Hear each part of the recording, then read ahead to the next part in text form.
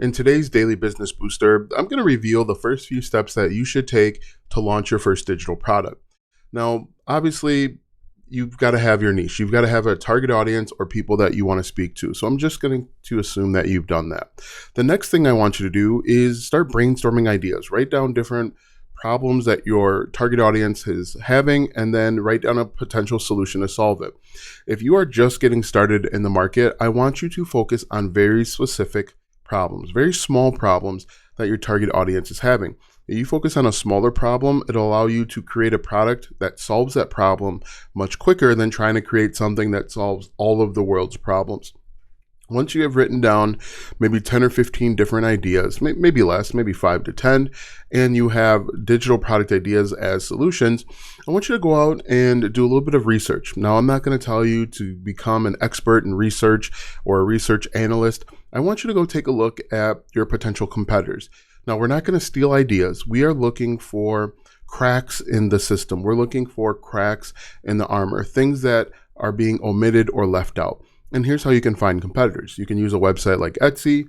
You can use social media. So you can simply just type in or search keywords that are relevant to your niche and then look and see what type of digital products that they're offering.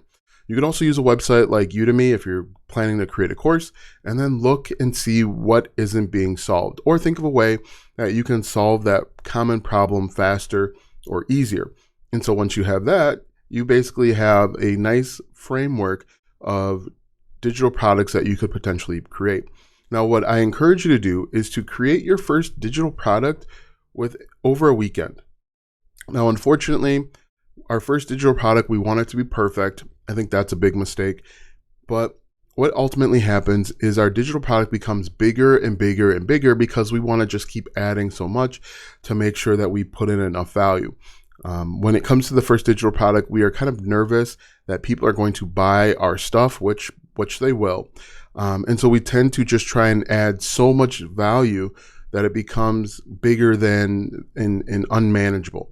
So I'm a huge proponent of creating a digital product over a weekend and then always worrying about versions 2, 3, 7, 10 at a later date.